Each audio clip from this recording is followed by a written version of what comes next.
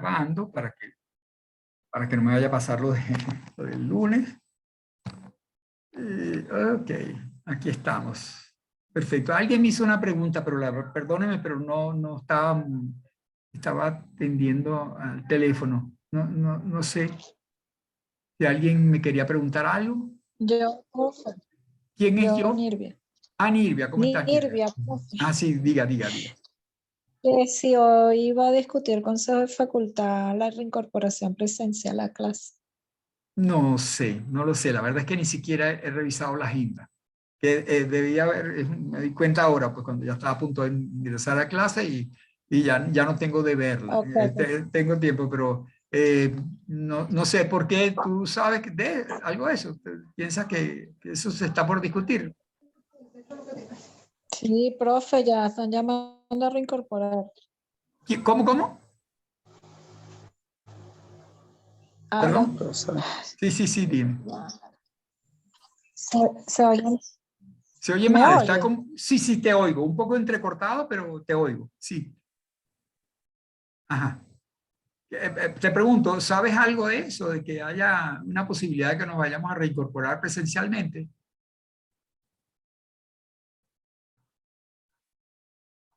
Bueno, me imagino que algo habrás oído, porque si no, no sé por qué está preguntando, ¿no? Profesor, sí, ya en redes sociales han dicho que ya se va a volver a retomar las clases semipresenciales. ¿Redes sociales son cuáles? ¿Y quiénes? ¿Quién es el autor del...? Twitter, Viva la UCB. No, Esa es una red oficial. Perdón, Twitter no es un autor, ese es un periódico, es decir, es un mensajero. Ajá. ¿Quién fue la persona que dijo probablemente va a iniciarse? ¿La rectora, el decano, la decana, el director? Sí, profe, el Consejo Universitario sacó un comunicado donde se ¿Sí? llama, sí. Cuando termine la sesión, sí. yo le mando el captura de pantalla de la información, profesor. Claro, para ver, acuérdense que lo importante para evitar los fake news, según me dicen por allí, es ver quién es la fuente, quién está diciendo qué. Y entonces, si es una persona confiable, si es un origen confiable, entonces le hacemos caso. Si no, no. Podría ser rumores. Y la verdad es que a mí me extraña. A mí ninguna autoridad me ha dicho que vamos a comenzar presencialmente, ¿no? Entonces, por eso les digo, ¿no? ¿Quién podrá hacer? Si el Consejo Universitario hizo un comunicado, entonces, bueno, habrá que leer el comunicado para ver qué es lo que Sí, es. profe, la semana pasada el Consejo Universitario sacó un comunicado diciendo que se iba a iniciar de manera semipresencial y cada facultad, supongo que en su consejo de facultad, discutirá cómo va a ser ese proceso. Okay. Bueno, eso ya lo habían aprobado hace mucho tiempo, eso ya se había dicho hace como 6 meses más o menos, ¿no? Y nuestra facultad nunca ha discutido en el Consejo de Facultad cómo serían esas. De hecho, se han tomado algunas medidas, hay algunos funcionarios administrativos que acuden a la facultad, ¿no? Y las autoridades vamos de vez en cuando, eso, pero no ha habido ninguna decisión formal. De tal forma, pues que entonces vamos a ver, pues yo si algo se dice en el Consejo de Facultad hoy, les comentaré. ¿Ustedes han visto cómo está la facultad nuestra? ¿Algunos se han acercado por allá? No.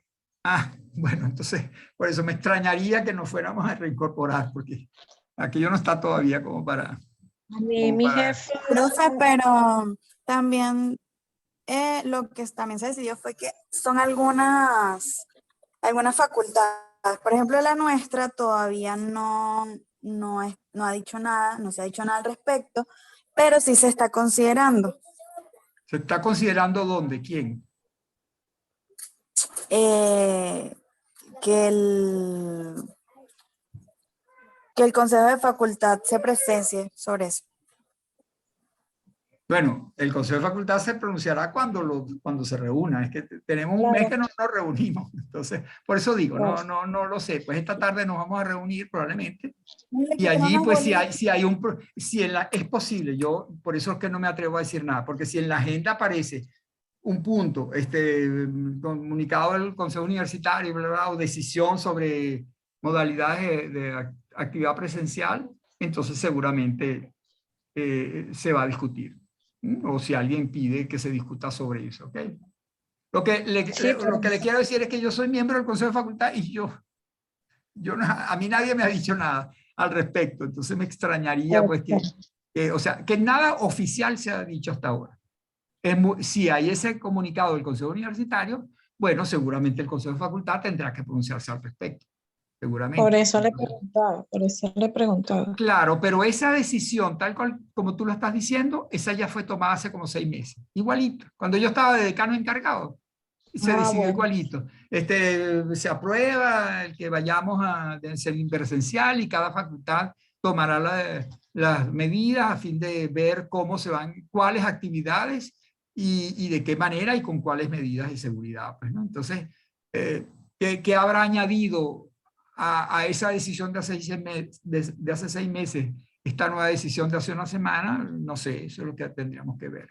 Yo apenas sepa, les aviso por esta vía, les comento, ¿no? Si eso nos atañe a nosotros. Sería buenísimo poderse reunir, ¿no? Y vernos, ¿no? Porque esto tiene sus ventajas, pero también tiene sus grandes desventajas, pues, ¿no? Entonces, bueno, sería estupendo que nos pudiéramos encontrar allá en la facultad, ¿okay? Hay unos salones que están muy bonitos, hay algunos salones que están estupendos, bien bonitos, están bien arregladitos, las ventanas, la pintura, pero hay otras cosas, los baños no están todavía, es decir, hay una serie de cosas que no están todavía, entonces los techos del primer piso todavía no están totalmente resueltos, o sea que... Bueno, pues esperemos. Esperemos a ver, cómo no. Mientras tanto, seguimos con el principio de legalidad, ¿ok? Vamos, y entonces vamos a compartir la pantalla y lo hacemos con el esquema unificado con las pretendidas excepciones al principio de legalidad. Hasta ahora está bien, van captando bien, no tienen dudas. Si tienen, acuérdense que lo mejor es que aprovechen que los estamos viendo para que las planteen y tratemos de aclararlas por aquí, ¿no? Vamos si no, vayan pensando y cualquier cosa, pues me dicen, ¿no? Hay hemos visto, pues entonces, que el principio de legalidad es una gran garantía que tenemos los ciudadanos de que la administración, con todos los poderes que tiene, esos poderes, sin embargo, no los puede ejercer, sino de acuerdo con la ley, de acuerdo con el ordenamiento jurídico, con el bloque de legalidad. Y ese bloque de legalidad se constituye en una especie pues como de escudo de protección hacia los ciudadanos, que nuestras libertades van a estar de alguna manera y nuestros derechos van a estar de alguna manera protegidos frente a los poderes de la administración, ¿no? Porque no es que la administración no pueda hacer cosas, las puede hacer, pero no las puede hacer sino de conformidad con la ley. Y si se sale de esa horma que la ley le impone, nosotros como ciudadanos tenemos mecanismos a través de los cuales podemos exigirle a la administración reparación, castigo a los funcionarios, responsabilidad civil, penal, etcétera, si fuera el caso, a los funcionarios. Y respecto de los actos dictados por esos funcionarios que violaron la ley, podemos obtener su invalidez. Entonces, verdaderamente está como muy bien hecho, está muy bien organizado el principio de legalidad, su declaración, su alcance y los mecanismos para garantizar que efectivamente se cumple. A pesar de eso, resulta que por ahí rondan algunas posibles excepciones en las cuales la administración no está obligada a cumplir con el principio de legalidad. O aún estando obligada a cumplirlo, los particulares no tenemos mecanismos como para exigirle a la administración responsabilidad o respuesta por haber infringido el principio de legalidad. Lo que equivale a decir que la administración sería libre de cumplirlo o no, porque, bueno, total, si no le van a poder reclamar nada, si no va a haber ninguna consecuencia negativa, pues entonces tenemos que confiar en la buena voluntad de los funcionarios públicos de que van a cumplir con la ley. Eso es muy grave, obviamente, eso es muy grave porque entonces se supone que estamos en un Estado de Derecho, que la administración está obligada a cumplir con el derecho, Pero si hay algunos espacios en los cuales esa obligación no existe, o si existe, no tiene manera de hacerse exigible a la administración, entonces en esas áreas son espacios en los cuales no estamos garantizados, no contamos con esa garantía. Se supone que eso no debería existir, porque estamos en un Estado de Derecho y la Constitución dice que la Constitución y las leyes deben ser cumplidas por la administración. Ya lo hemos visto todo eso. Entonces, ¿cómo es posible que sí hayan algunos espacios en los cuales esto no sea tan cierto? Entonces, hay 3 espacios en los cuales se dice que hay, el principio de legalidad no aplica o no aplica completamente. Esas están muy bien explicados en el libro de Lares Martínez y son tesis que han tenido mucha validez en otros países en otros momentos y que uno se pregunta si en Venezuela también.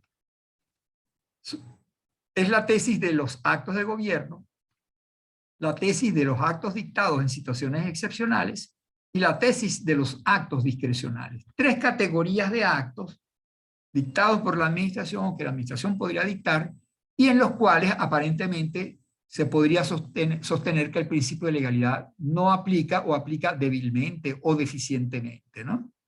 Vamos a ver cada una de esas tesis. En primer lugar, la tesis de los actos de gobierno.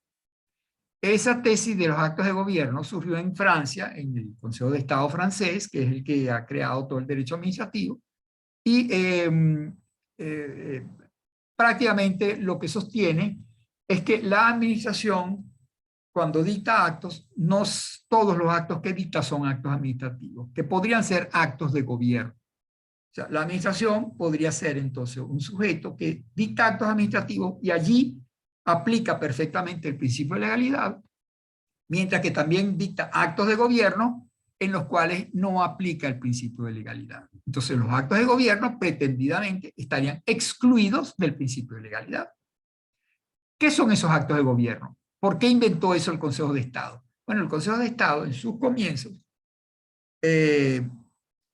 hizo una distinción entre actos que tienen una motivación política y actos ordinarios de la administración.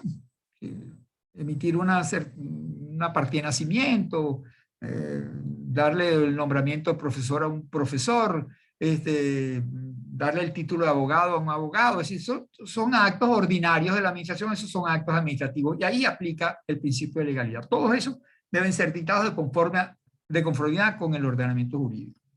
En cambio, los actos dictados con un móvil político, entonces esos no son actos administrativos, porque su finalidad, la causa que condujo a que la administración los dictara, es excepcional, es una causa política, es un motivo político, no necesariamente ilegítimo, sino que escapa pues de la esfera de actuación normal de la administración, porque allí la administración está actuando como una autoridad política y ya acuérdense ustedes pues que entonces ya veíamos, de acuerdo con la posición de Heinzemann, eso que se entiende en Francia, que en el Poder Ejecutivo está la administración, que es como que la tropa que actúa diariamente, y está el gobierno, que son los generales. La cúpula normalmente constituida por el primer ministro y los ministros, ¿no? Entonces, esa cúpula que tiene origen político porque son electos directamente algunos de ellos, el primer ministro normalmente es un diputado, el que ha obtenido la mayor cantidad de votos en las elecciones legislativas, y los ministros son funcionarios de libre nombramiento del primer ministro, que lo somete al Parlamento y el Parlamento le dice eso está bien, le dan voto de confianza, entonces tienen un origen político todos ellos, para dirigir las orientaciones políticas del gobierno. Eso es lo que es el gobierno, para eso está el gobierno. Como el gobierno está para eso, para dirigir la política del país, entonces sus actos escapan pues de el control de legalidad que los jueces contencioso administrativos pueden tener con respecto a esos actos. Entonces, ustedes pueden leerlo con mayor detenimiento en Lares Martínez. Yo no me voy a entretener mucho en eso porque lo que quiero es que les quede el concepto de que hay actos, de acuerdo con esa tesis de los actos de gobierno, la administración dicta actos administrativos, que son actos ordinarios, actos normales, sometidos al derecho y a la legalidad, y actos de gobierno que escapan de esa obligación de respetar la legalidad porque su motivación es política. Luego de varias etapas por las que ha transitado el Consejo de Estado y la jurisprudencia francesa, se ha ido encogiendo, incluso me parece haberlo visto en alguna parte que decía que la tesis, los actos de gobierno le ha ocurrido como a la piel de Zapa, aquella famosa novela, pues la piel de Zapa, una piel que se iba encogiendo, ¿no? Y asimismo los actos de gobierno se han ido encogiendo y hoy en día son muy pocos en Francia. En Francia, que es el origen, donde está el origen de esta tesis de los actos de gobierno. De la tesis del móvil político se pasó a la tesis de la función gubernamental, entonces distinguir entre la función de gobierno y la función administrativa, lo que quería hacer Eisenman, lo que quieren hacer los teóricos que tratan de diferenciar la administración del gobierno, que también con todas las dificultades que hay para hacerlo teóricamente, que ya ustedes han sufrido eso cuando lo veíamos en las clases pasadas sobre el concepto de administración pública. Bueno, todo lo discutido que es eso, distinguir entre gobierno y administración, y eso se traducía en los juicios, cuando alguien demandaba la nulidad de un acto de un ministro, entonces a lo mejor bastaba con que el ministro diera, no, eso lo dicté yo con móviles políticos. Entonces el Consejo de Estado dirá, yo no puedo revisar eso porque eso no es un acto administrativo, eso es un acto de gobierno y está excluido del control contencioso administrativo de legalidad. Eso, repito, pues que es muy peligroso, es muy violador de las garantías que deberían tener todos ciudadanos frente a la actuación de la administración, pues cada vez se ha ido reduciendo y ya quedan muy pocos actos que el Consejo de Estado francés siga considerando que son actos de gobierno y por lo tanto excluidos del control de legalidad contencioso administrativo. En Venezuela, esto nunca se ha sostenido que hayan unos actos de gobierno así, con un móvil político. La doctrina y parte de la jurisprudencia ha entendido, ha agarrado una de esas posiciones de la doctrina extranjera, entendiendo que son actos de gobierno, los actos que dicta el presidente de la República, no toda la administración, sino solo el presidente de la República, cuando actúa en ejercicio directo de la Constitución, cuando ejecuta directamente la Constitución. Cuando el presidente de la República no tiene que respetar las leyes, sino que dicta actos de rango legal, porque son ejecución directa de la Constitución, entonces eso se llama actos de gobierno. Ya yo se los mencioné un poco cuando les hablaba de los decretos leyes, que algunos autores consideran que los decretos leyes son un ejemplo típico de actos de gobierno en Venezuela. Actos en los cuales el presidente de la República actúa por disposición directa e inmediata de la Constitución, con lo cual ese acto se equipara a la ley y entonces, bueno, es un acto, no es un acto administrativo, pues normal, sino que es un acto de rango legal. Bueno, hasta allí podríamos llegar, aquí en Venezuela, a decir qué es acto de gobierno, ya sabemos. A lo sumo, eso no está previsto en ninguna parte, en la Constitución no habla de eso, pero la doctrina ha llegado a decir que actos de gobierno en Venezuela son los actos que dicta el presidente de la República en ejecución directa de la Constitución y que por lo tanto tienen rango legal. Ajá, la segunda pregunta es, ¿y están excluidos del control jurisdiccional? ¿No tienen por qué respetar a la legalidad? No, eso sí no pasa aquí en Venezuela, ya lo sabemos. Todo en Venezuela, todo acto dictado por cualquier órgano del Estado está sometido a un control jurisdiccional de legalidad en el sentido más amplio, en este caso de constitucionalidad. Los actos de rango legal dictados por el presidente de la República, porque ejecutan directamente la Constitución, son objeto del control concentrado de constitucionalidad. Ya lo vimos, lo remito entonces a la tesis donde vimos la Constitución y otros actos de rango legal. Perdón, la ley y otros actos de rango legal. Una de las características comunes de todos estos actos de rango legal es que están sometidos al control concentrado de constitucionalidad. Entonces, en Venezuela los actos de gobierno sí existen. Léanse a Lares Martínez, que tiene sus dudas con respecto a que existan o no. Están sometidos a control jurisdiccional de constitucionalidad, con lo cual no son actos excluidos del control de jurisdiccional. Eso con respecto a los actos de gobierno.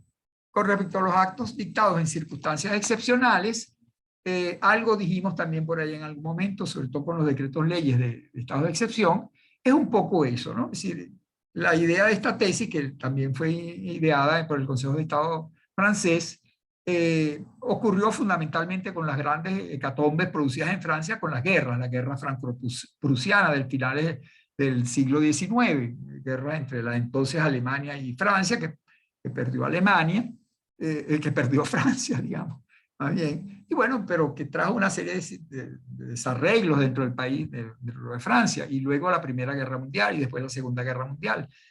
Francia sufrió muchísimo, pues, porque la guerra se produjo en gran parte en suelo francés, ¿no? Incluso fue ocupada por Alemania en la Segunda Guerra Mundial.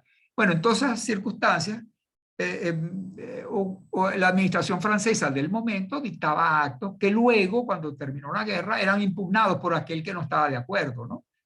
El cura no el cura, pero digamos el maestro de escuela que casó a una pareja, y después entonces la novia del señor, la antigua novia del señor, llegaba a impugnar ese matrimonio. Ese matrimonio no es válido porque no fue autorizado por una autoridad competente, lo hizo un maestro y no el prefecto o el alcalde, que son los que lo pueden hacer. Entonces, ¿qué hacía la administración en ese momento? Defendía la validez del acto diciendo es que en ese momento el prefecto estaba preso y el alcalde se había muerto, de tal manera que el único que podía casar era el maestro de escuela.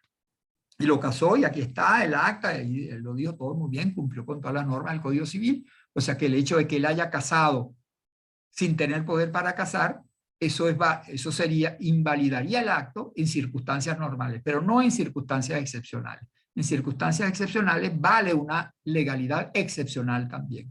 Entonces, y las normas en ese momento eran estas que están aquí. Por lo tanto, ya no, porque ya volvimos a la normalidad, ya los alemanes fueron para allá, perdieron la guerra, y ahora, pero ahora los actos que fueron dictados bajo esas circunstancias excepcionales valen, porque la legalidad que había en ese momento era excepcional también. Con lo cual, fíjense ustedes que de alguna manera se está respetando el principio de legalidad, pero se está irrespetando el principio de legalidad. ¿Por qué? Porque la legalidad normal, ordinaria, la que estaba en las leyes, no fue cumplida, pero no fue cumplida con esta excusa de las circunstancias excepcionales. Y entonces lo consideró válido el Consejo de Estado. Él dijo, ese señor ese maestro era un funcionario de hecho. Imagínense ustedes que no haya sido el maestro, que haya sido el cura, o que haya sido la comadrona, pues alguna autoridad pues, que tomó las riendas de dirigir de alguna manera la comunidad en ese momento, y a pesar de no tener facultad para hacerlo legal, sin embargo lo hizo y cumplió una labor. Entonces van a anular todos los matrimonios, todas las partidas de nacimiento de los que nacieron en ese momento y que fueron otorgadas por ese funcionario, dijo el Consejo de Estado. Este es un funcionario de hecho, no de derecho, sino de hecho. Y creó la tesis del funcionario de hecho, que viene muy de la mano con esta tesis de las circunstancias excepcionales. En Venezuela, eso en Francia, ¿no? Entonces, que es el lugar de origen y de donde se ha escrito sobre esto. En Venezuela esto tiene algún tipo de repercusión. Bueno, lo tiene en el sentido de que también en Venezuela se admite que a veces hay circunstancias que obligan a olvidarse un poco de la legalidad normal y establecer una legalidad excepcional. Y esos son los decretos de estado de excepción. Hoy en día en Venezuela es eso, la alarma, la emergencia, eso lo que está previsto en la Constitución como mecanismos a través de los cuales temporalmente, 30, 60 o 90 días, se restringen garantías constitucionales y el presidente de la República puede dictar decretos, leyes que establezcan una legalidad excepcional para el tiempo en que dure la excepcionalidad, que dure las circunstancias que dan lugar a la declaratoria de la excepcionalidad. Y entonces, fíjense ustedes que aquí, y esos actos pueden ser impugnados ante los tribunales. Claro, pueden ser impugnados ante los tribunales. El decreto mismo de excepción puede ser impugnado por inconstitucionalidad ante el Tribunal Supremo de Justicia, tal cual como los decretos leyes, porque también como son de rango legal, pues entonces tendrían que ser impugnados ante el Tribunal Supremo, control concentrado de constitucionalidad. Pero, pero los actos que hayan sido dictados, los actos dictados por la policía, por el ministerio, por la secretaría tal, que hayan dictado actos con base en esas normas excepcionales, pueden ser impugnados perfectamente ante los tribunales contenciosos administrativos. Claro, en ese momento no se podrá invocar la ley ordinaria, y decir fue violada la ley ordinaria, porque en ese momento no estaba vigente esa ley ordinaria, sino el decreto ley dictado por el presidente de la República. Entonces, pero ese decreto ley tiene que haber sido cumplido. Si ese decreto ley no fue cumplido, entonces el acto será ilegal, porque ni siquiera, no solo que no respetó la legalidad ordinaria, que tampoco respetó la legalidad extraordinaria, excepcional. Entonces, fíjense ustedes que aquí en Venezuela tampoco aplica esta tesis de las circunstancias excepcionales. Aplica parcialmente, pero no tal como fue creada en Francia y en otros países, porque donde estoy hablando de Francia, ese fue su origen, pero los actos de gobierno también fueron aceptados en España, en Colombia, en muchos países, incluso en la ley estaban establecidos. En Venezuela nunca, salvo la doctrina que ha aceptado el concepto de acto de gobierno, pero no tal como estaba previsto en Francia, sino los actos de rango constitucional dictados por el presidente de la República y que tienen su mecanismo de control, pues, ¿no? No están exentos del control jurisdiccional de constitucionalidad. Y la tesis de los actos, de las circunstancias excepcionales, pues ya vemos también que tiene su propia legalidad y no están excluidos del control de legalidad. Nos queda nada más, entonces, los actos discrecionales. Los actos discrecionales, ya les voy a decir que esto lo vamos a ver con más tranquilidad en la próxima clase, porque fíjense ustedes que los actos discrecionales son aquellos que son dictados de acuerdo con la potestad discrecional de la que goza la administración, ¿no? La administración a veces goza de una potestad discrecional porque la ley misma se la atribuye, y entonces se ha dicho que esos actos que dicta la administración con base en un poder discrecional y una potestad discrecional son unos actos discrecionales. Y durante mucho tiempo y en muchos países se entendió que los actos discrecionales no estaban sujetos al principio de legalidad. Y la razón era la siguiente. ¿Qué es la discrecionalidad? Ya se lo voy a decir, pero lo vamos a analizar después con más calma, ¿no? La discrecionalidad es el poder de apreciación que una ley le da a los funcionarios administrativos para decidir conforme a su criterio en un determinado momento, viendo las circunstancias y entendiendo entonces que la mejor decisión es aquella que el criterio libre del funcionario le aconseje. En la ley no aparece exactamente cómo debe ser la decisión que el funcionario debe tomarlo, que debe adoptar en ciertas circunstancias, sino que el funcionario debe apreciar las circunstancias de tiempo, de recursos, de la persona que está actuando, del conjunto, de la repercusión que esa decisión puede generar en el sector donde él actúa, y entonces él adoptará la medida que le parezca más conveniente, más oportuna, más conveniente. Entonces, aquí la razón por la cual se dijo que los actos discrecionales no están sometidos al principio de legalidad era como lógica, dice así. ¿Pero cómo? Si es la misma ley la que le da el poder discrecional al funcionario para que actúe de acuerdo con su conveniencia, ¿cómo va a venir luego alguien a impugnar ese acto diciendo qué? ¿Que violó la ley? No, si es que no se violó la ley fue la que le dio el poder de actuar al funcionario en esos términos de libertad de apreciación. Entonces, ¿qué se va a decir? Que el funcionario ha debido dictar una medida distinta a la que dictó, que mejor hubiera sido otra que la que él dictó. El juez lo que le respondía era, y eso pasó en Francia, el juez lo que le respondía, no, mire, el que tenía la libertad para decidir era él, no yo. O sea, yo no puedo decir que la medida más conveniente era esta en lugar de aquella. Él era el que debía decir cuál era la más conveniente, y esa fue la que la adoptó. Si a usted le parece que no era esa, bueno, no me lo venga a reclamar a mí como juez, porque yo lo que juzgo es de la legalidad de los actos, no de la oportunidad de los actos, no de la conveniencia de los actos. Que a usted le parezca inconveniente, inoportuna, contraproducente, bueno, eso no es un problema de legalidad. ¿A usted le parece que esa decisión fue mala, políticamente hablando, administrativamente hablando? Pero no me está diciendo que sea ilegal. Y como yo solo juzgo de la legalidad, yo controlo la legalidad, tráigame un vicio de ilegalidad. Si no hay un vicio de ilegalidad, yo no puedo anular ese acto. ¿Qué quiere usted? ¿Que yo sustituya la medida de él por una que dicte yo? No, yo no soy administración, yo soy juez. Yo soy poder judicial, yo no me puedo inmiscuir en las decisiones de la administración.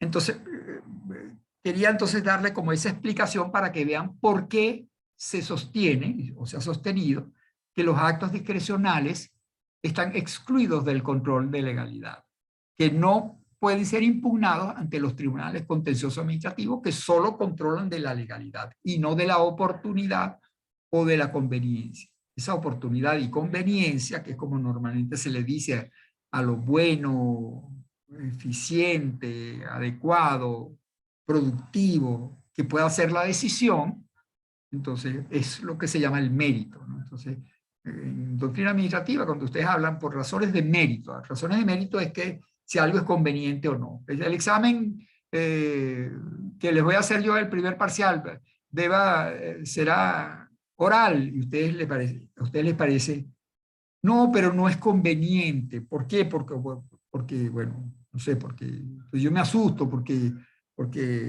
no sé, pues, ha debido ser escrito, porque yo puedo explicar, tengo más tiempo en el examen escrito que en el examen oral. Bueno, esas no son razones de ilegalidad, esas son razones de oportunidad o de conveniencia, de mérito. Entonces, mérito que aprecia el profesor. En cambio, el reglamento no declara ilegal los exámenes orales. Están permitidos también, pero como están permitidos los escritos, de tal manera que los síncronos o los diacrónicos, pues digamos, lo que no son en el mismo momento, todos están permitidos. Pero ¿quién decide? Decide el profesor. ¿Por qué? Porque el profesor tiene una potestad discrecional para decidir la forma sobre la forma del examen, como sobre la fecha también. Entonces, no, que el examen no es el lunes, sino que es el jueves. ¿Por qué? Porque el lunes vengo yo todavía estoy mal del fin de semana o lo que sea. Bueno, eso no es una razón de ilegalidad, es una razón de conveniencia. Es mejor no hacerlo los lunes porque los alumnos no se han incorporado todavía. Pero eso no es una razón de ilegalidad. Los exámenes los lunes no son ilegales. Por lo tanto, el juez dirá, no, los exámenes, los actos discrecionales yo no puedo controlar. Yo no puedo controlar su legalidad. Bueno, hasta allí lo voy a dejar porque ese es el planteamiento original de esta tesis de los actos discrecionales. Así como les dije cuál fue el planteamiento original de la tesis de los actos de gobierno, el planteamiento original de la tesis de los actos dictados bajo circunstancias excepcionales, y cómo en Venezuela, digamos, ha tenido una traducción que en definitiva los hace llegar a la conclusión de que no son actos excluidos del control de legalidad, están sometidos al principio de legalidad, tanto los actos de gobierno como los actos dictados en circunstancias excepcionales. Bueno, vamos a ver qué pasa con los actos discrecionales, que sería el único rescoldo, el único esquinita que podría quedar por allí para que la administración sea libre de tomar decisiones sin respetar el principio de legalidad, lo cual sería gravísimo, pues, ¿no? Ojalá que al final la conclusión de la clase próxima sea que no es verdad, que los actos discrecionales sí están sometidos al principio de legalidad. Pero vamos a ver cómo se llega a esa conclusión, si es que podemos llegar a esa conclusión. ¿Okay? Bueno, nada, pues entonces vamos, ya saben entonces que las clases ya hasta la última están colgadas en el canal de YouTube, que ahorita yo me voy a incorporar al Consejo de Facultad y si hay alguna novedad en materia de presencialidad yo se las comunico. ¿Y qué otra cosa? Ahí les mandé también un enlace para que vieran la entrevista sobre el concepto voy a dejar de compartir la pantalla porque ya estamos... para que vieran digamos, las discusiones que hay sobre el llamado derecho administrativo global y bueno, si quisiéramos algo con respecto a eso, una clase, una actividad, bueno, como no, con mucho gusto. Y bueno, y lo otro es que ya ya estamos casi terminando, con lo cual yo creo que ya probablemente no la semana que viene, pero la de más arriba ya sea el examen parcial, ¿ok? Pero nos ponemos de acuerdo en la próxima clase. El lunes hablamos sobre el examen parcial. Bueno, amigos, ¿hay alguna pregunta o alguna duda en este momento? ¿Se les ocurra?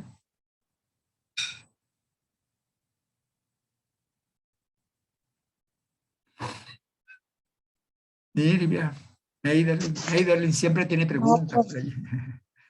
Bueno, no, nada, yo entiendo que probablemente... Tuve muy mala conexión. ¿Ah?